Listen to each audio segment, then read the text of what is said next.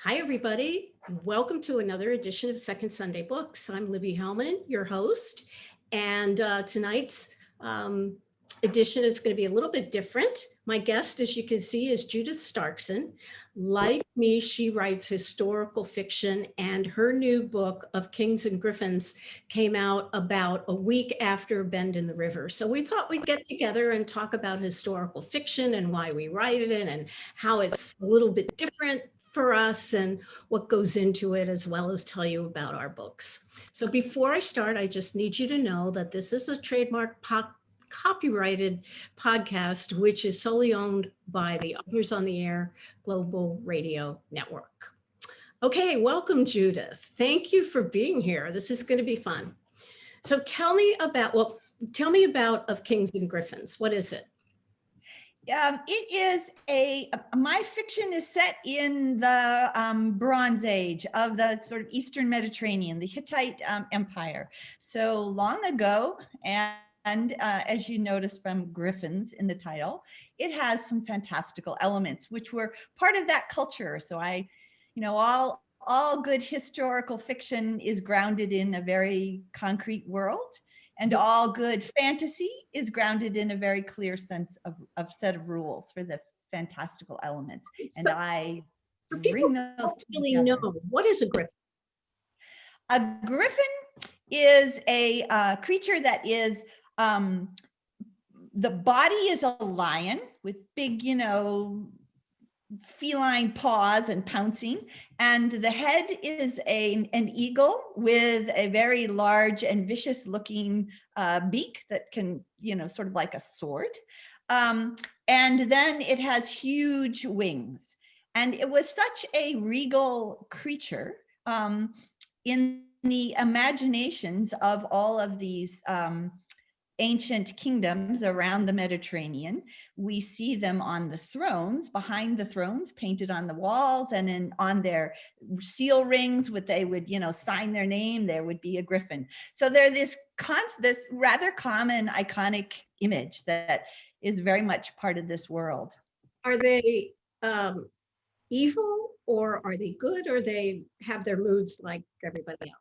Well, the fun thing for me is that there is very little mythology, although they're constantly in the iconography.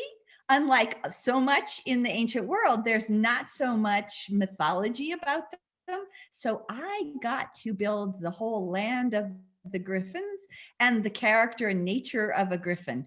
And my griffins are... well, they're not fond of human beings. I'll just say that. And in my series, they need something from some human beings. So there's interaction, but it is always tense. Oh, really? And yet they're rather lovable once you get, like a cat. You know how cats have their own agenda, right, but don't mess with them. So yeah, and then they might curl up in your lap. So in some ways, they're like that. What's the story of this book, if you can do it in a few lessons? Well, my sort of quick log line is a vicious king, vengeful griffins, and a scheming goddess. And if you take all three of those and you put them, they are the sort of skeleton of the plot. My main character, whose name is Tesha, is a queen of and at the point of this book in my series, and each of them works perfectly well as a standalone, but at this point in her historic career, she is the queen of a small, extremely unstable, fractious kingdom in the north of this large world power known as the Hittite Empire. In my fiction, because I write just enough fantastical elements, I changed the Hittites to Hittolia. Like, you're meant to know it's the Hittites. But in case you thought I was trying to, convince you that griffins really walked the earth or something, and you'd get crabby about it, I call it Hittolia. So, but you have a background. So anyway. You have a real background in writing historical fiction. I mean, you majored in history, didn't you? Yeah, I'm a classicist by my original training. So Greek was my sort of primary linguistic background in literature and history. And I started on the Hittites. I have to say, the Hittites are this culture that got totally buried, literally buried and forgotten. There's some other people called Hittites in the Bible, so everyone always goes, "Oh, that." And no, those are not the same people at all. Those are called Neo-Hittites now because they sort of stole the name. You know, it'd be like, I don't know, Cleveland was the only part of the United States that that was surviving, and they called themselves the United States. So they were like this little subset. But in any case, that I got started because I was writing a novel set in the Trojan War, and that's the same historical period. And the Trojans were actually on the western edge of the part of the Hittite Empire. So and while I was researching their culture, I found this queen and I just fell in love with her. Like, excuse me, she is in this very patriarchal world and she was the most respected and honored, and everybody just did what she said eventually. Like, it took her a long time to get there, but no one messed with Tesha. Her name was actually Putuhepa, but like, I'm sorry, Putuhepa, Yeah. She needed a new name. There's some similarities that I can see. I'm writing about a very contentious period in Vietnamese history, the Vietnam War. My characters are all human, but they feature two sisters that you can sort of see in the cover poster behind me. And they have major conflicts with each other. In fact, they become estranged from each other for 10 years of the war because they're such different people. And there are also some women heroes or female characters that are, not like your Tesha, but close. There was a woman in the book, a character who really did exist. She was a doctor and she worked for the South Vietnamese government, but she was a closeted communist. And so she probably was a spy. And I discovered her in Stanley Carnell's history, excellent, it was Vietnam history. And he had interviewed her, she was still alive. She renounced communism toward the end of her life. But she recruits one of the sisters to fight for the Viet Cong. So, yeah, I really enjoyed Bend in the River, and I was reading it, and I thought, oh yeah, there are lots. I mean, there's so many millennia between us, and yet. Yeah. That whole idea of a homeland or a place that's yours. Exactly. Is very much a tension in who gets to claim this piece of land, which, we just keep going back to that over and over, is very central to what I write about also. And it's also part of the structure of fiction that you must have conflict, even if it's only a person wanting a glass of water and they can't get it, Yeah. So, what did people say, what did people say when you first brought out your first novel and you were mixing fantasy and historical fiction? Were there any people who said, "Oh, come on, you can't do that. You've got to do one or the other"?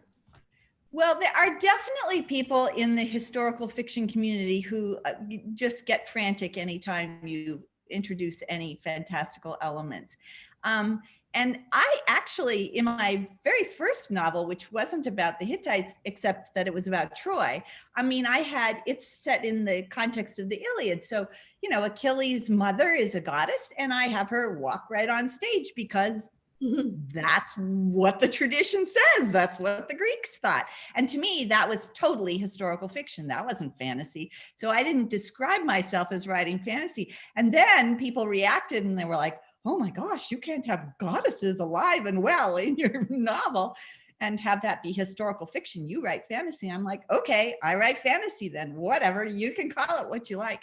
But, and I have gotten more and more, clearly Griffins as a character, and they don't just they don't just like stomp around with their big kitty paws. They communicate. They have it's a sort of telepathic way of so they have a complete language that my characters who are human, just one, can actually communicate. So they're real characters. So I will totally recognize that as fantasy, like they did exist. Well, so why historical fiction as opposed to contemporary? I find when I read a modern thriller or something and terrible things are happening, like we so often have violence against women I just get edgy and uncomfortable. But when there's violence or conflict or all these things that make for good fiction in a world somewhat removed from right now, I find I can think about it and I can process it, and it doesn't make me feel miserable. It makes me feel engaged. And I really love the ancient world. I just think. Why do you love it so much? Well, partly because it isn't, there's a richness to it. I mean, for example, in a really early scene in of Kings and Griffins, we're right now in the United States trying to pick our next leader by voting. Everybody go vote. They use divinations to decide.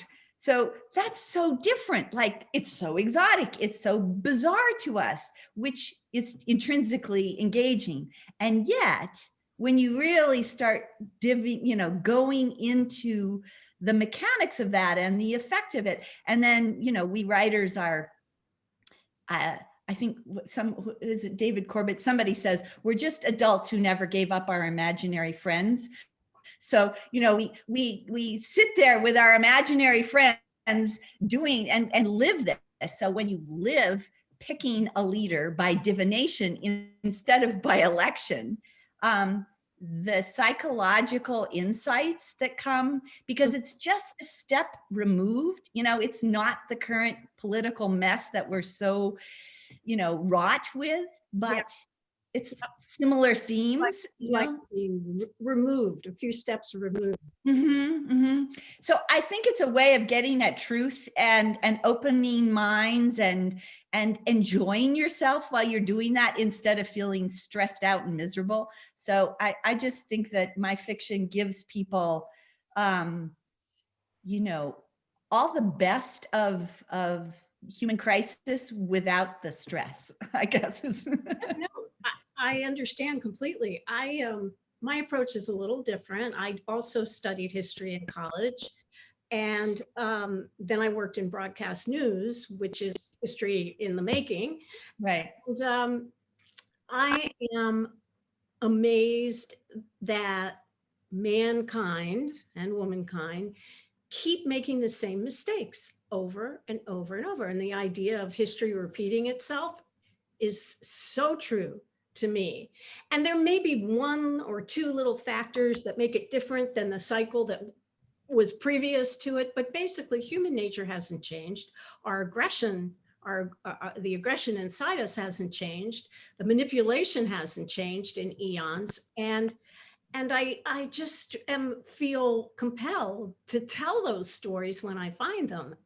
And I do take things a little bit too extreme. I mean, my conflict, when I talk conflict, it's usually in the context of a war or a revolution, because I think that helps me draw characters. And it helps me create characters that have to deal with a lot of different layers of conflicts, all the way from artifice to existential conflict, whether they're going to live or die. And it always surprises me which person is going to turn out to be a hero and which person is going to turn out to be a coward. And that part of it I love.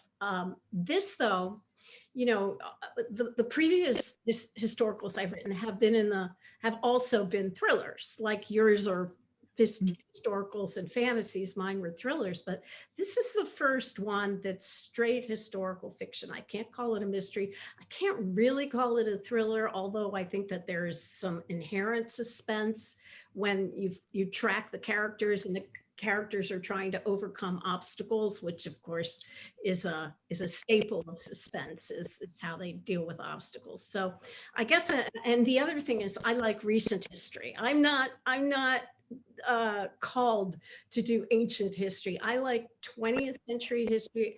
I'll go back to, the furthest I've gone back to write about is World War II. So as I get older and more history is available, because, they say it's not a historical unless 50 years have passed, suddenly there's all sorts of things I can write about. Yeah, I remember, I think I first got to know you when the book you were publishing was set in the Iranian Revolution. Yeah. Yeah. So, and I think there's, I think you're right about a Bend in the River, that it's not a thriller in that sense. It's much more the growth of both these sisters, but they're in counterpoint to each other because they both are so different. So I think the richness of it comes from that, the different paths they take, and then it allows you to celebrate the ambiguity of the rights, wrongs, goods, bads, all of those things, which it happens somewhat more gradually in my overall series. The first book in my series, the great enemy, the people that they are fighting against, who actually use guerrilla warfare. It's not called that. Nobody knew that, but so you have that commonality too. They are seen in pretty, not black and white, but they're seen as bad by, the characters fighting, because they haven't actually interacted. They haven't come to know each other. Yeah. They're strangers. And over the course of the series, so by this book, I won't spoil the ending, but there's a lot of gray changes. Okay. Yeah, villains are not always who. If you villainize a people, that doesn't hold for long. That's never going to work. Exactly right, which is one of the other reasons I felt compelled to tell it from the Vietnamese side. Although I will say that, like you, when you got feedback that you shouldn't mix history and fantasy, I got feedback that I'm a white woman, so what am I doing writing about an ethnicity of which I do not have a single drop of blood? Yeah, I felt compelled to tell the story of Vietnamese sisters because of most of the literature about Vietnam is told from the American perspective, the US perspective. We're on the US side, and it's beginning to change. The Sympathizer came out, maybe, I don't know, maybe it was 10 years ago, and there's been a few more books that have come out. The Mountains Sing is a new one that came out, and there's another new one that came out. And Fire Road was a really good story about the woman who, that iconic picture of the little girl running down the road when she's been burned by napalm. Well, she's now 50-ish, in her 50s, and she wrote a book about the whole experience. It changed her life. Sure. And I met her when she came to Chicago to do a signing when I was still writing this book, and it was really fun to kind of talk to her and get some feedback from her about what things were like. It's a great book too. Anyway, so what is the hardest thing for you to do when you're writing historical fiction or any kind of fiction? I guess partly for me, because the sources that I draw on are, you got to interview people and read newspapers and, have contemporary accounts. So for you, it's, I guess probably one of your challenges is that there's just so much information that it's winnowing it down to just what you need to be clear. For me, there are these huge gaps in what we know. So I have to fill those in responsibly. Even though I have Are the fantasy gaps because in people weren't fiction. literate? The people weren't literate? Oh no, it was a literate culture, but we're talking the 13th century BCE. And what they wrote on was clay. And you would think clay would survive beautifully, but if it's not fired, it just doesn't. And only a few things get fired for preservation. And so the main big libraries that we have are rather circumstantial because they're in a city where the entire city turned into a kiln when it was destroyed in war. And then whatever archive there was preserved. So there's, it's partly that the preservation of the texts is rather random. And then they come to us in rather fragmentary form. And then just to add another layer, they wrote in Cuneiform, which was a writing system, it's those little bird tracks, those little triangles that all form together. And that was a writing system first used for the Semitic language of Sumerian, like a good, generations before the Hittites were ever trying to use it. So it's an old language that they then adapt to their Hittite is basically a form of Greek. I mean, I can muddle around in the discussion of it. I can't translate it, but my classics background serves me well because it's a similar language, which makes it absolutely different from the language that this writing system was developed for. So you try and translate it and So there are all these things that create barriers to thoroughness of understanding. And so I collect all this information and try and then I just eventually have to stuff that into my brain, put it aside, and then let that imaginary friend, that priestess or that queen or, that in essence, guerrilla fighter come alive and do what they're going to say, do what they're going to do, say what they're going to say. And all that information I've loaded in informs that, but doesn't impede it. And I guess can be a slow project, getting all of those things in place. Yeah. I had to let this sit by itself for about 3 or 4 months after I wrote the first draft to go back and update it and revise it because of that.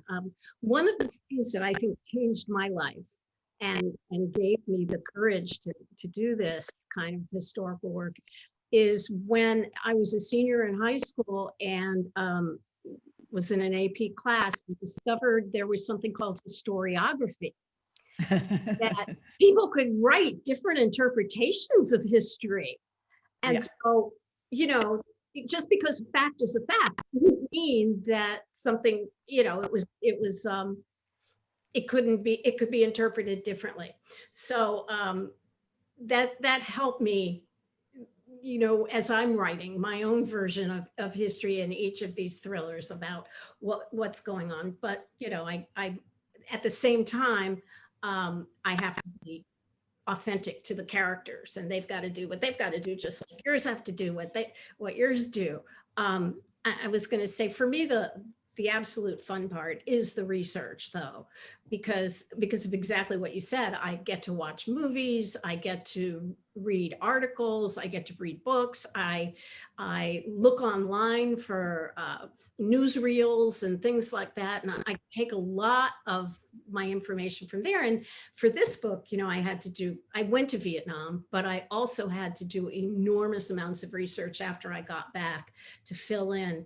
And I'd come across nuggets. I thought I knew the Vietnam War. I mean, I knew it from the Western perspective because I was demonstrating against it and things like that. I knew nothing. Yeah. And every time I discovered a nugget that I didn't know about, I said, wow, that's really fascinating. I wonder if other people don't know that and maybe they'd be interested in it. So in parts of the book, the Coochie Tunnels, for example, which happened to probably be the biggest tourist attraction in Vietnam, when people, which was the North Vietnamese and the Viet Cong lived in the tunnels to avoid the American air attacks. You know, they would stay in there for weeks, sometimes a month. You know, the bar girls in Saigon loved being bar girls because they were kind of the first liberated women of Vietnam. They could choose what man they wanted to be with, if they even wanted to be with a man. They were not forced to, they were not theoretically in a brothel or anything like that. And they loved American GIs because the Americans were so polite and respectful to them. So all of these little nuggets really, I felt, peppered the book, and I was really glad that I knew about it, you know, that I discovered them.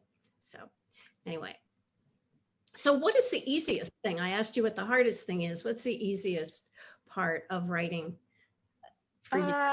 You know, interestingly enough, I find when what I think of as shifting entirely into fantasy mode, so that I just have a blast, because then so for example, I also have sisters in my throughout the series, but it's particularly the case in this book.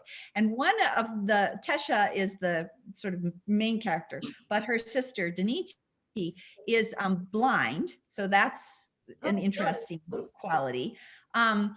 And she's also over time discovered that Tesha was the one that people realized was magic or had magical abilities fairly early on, at least in my series.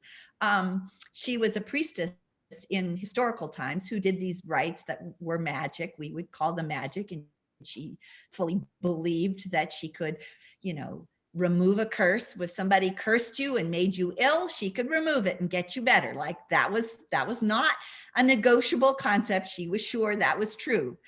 So I just take these historical nuggets, as you call them, that they are, and develop it. It's true. The kinds of curses she can undo and that get put on her, you know, her family, et cetera, are much grander than probably historically they discussed. I'll admit it, but storytelling is way more fun. But I have fun when I go into full fantasy mode, and the sister, Daniti, is the one who can interact with the Griffins.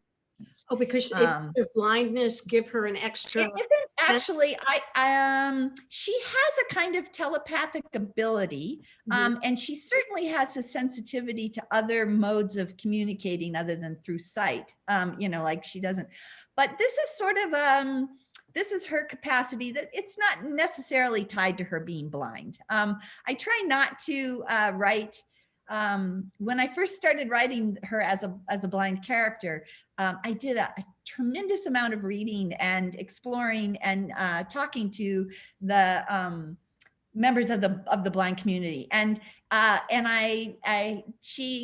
this character echolocates and other kinds of things that are absolutely the way, you know, a lot of blind people navigate through the world, and I just adopted that. But that then led. That took me down a road of fantasy very easily. So I usually complain and whine that I hate writing, that it is the hardest thing I've ever done. And it's true. To write a good book is really, really hard. But I really enjoyed writing this. And I think it's because I didn't have the pressure of the plot on my back like you do in a mystery, where it's very structured and you have to have one clue here and one clue there, and then you have to reveal maybe a red herring. You know, I didn't have to remember to do that. I could just write the characters and I could stay in their heads for not a long time, but until I got it right. And a friend of mine called it much more organic. And I really think that's the truth. So before we go, and I want to show everyone a picture of your cover. Okay. And hopefully we're looking at it now. It is one of the most gorgeous covers I have ever seen. And you said there was a story about it. Tell me. Well, the cover artist that I hire. And when she did the first 2 covers of this series, we started with a young woman, and we actually took heads off and legs off. I'm sure the FBI have me in some file because I'd say, no, that's not quite the arm position I want. Can we do this?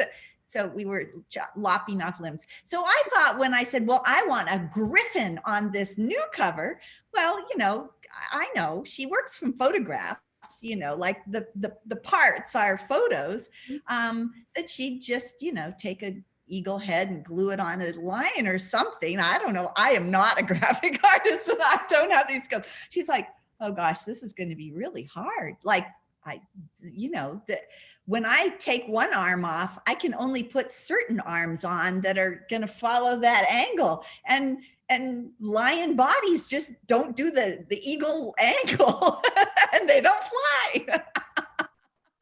So we went through this whole stage of there's something called 3D art, which is kind of like a skeleton that they can, they can make it move. They can change the position in an organic way. So we were going to do that. But unfortunately, the woman who was making these 3D griffins that she was going to use as a base, there are griffins and then there are griffins.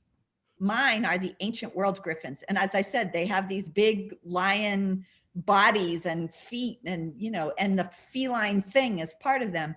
Well, the medieval griffin that you see on the hair, like on their coats of arms and all, are much more birdy. Like they have claws that are talons and they're scrawny bodied and they're just not my griffins. Well, that's what she was making. So I was like, oh, darn.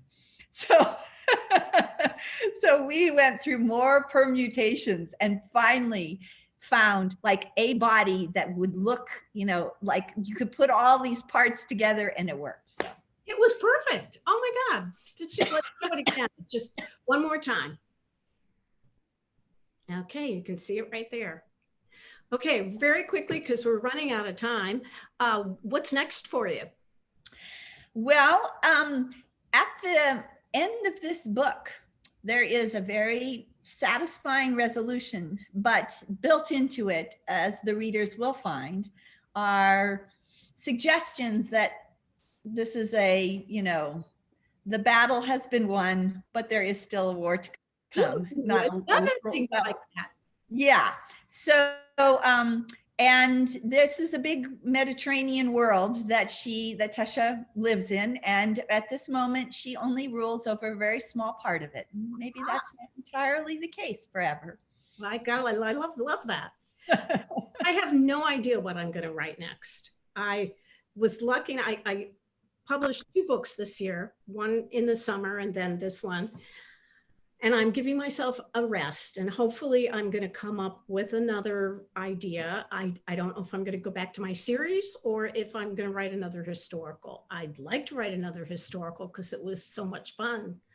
But I know people are saying, oh, you got to go back to Ellie, you got to go back to Georgia, whatever. I don't know. So that's where we're at.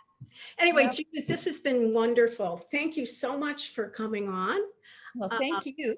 Oh, no, it was my pleasure to really just get into it with another person who adores writing historical fiction. And I hope all of you enjoyed it too. And I hope that you will be back next month where I will be interviewing Les Edgerton. He's got a new book called Hard Times, and boy, is it interesting. That will be fun for all of us. So for now, thanks for watching or listening, and I will talk to you next month. So long. Okay.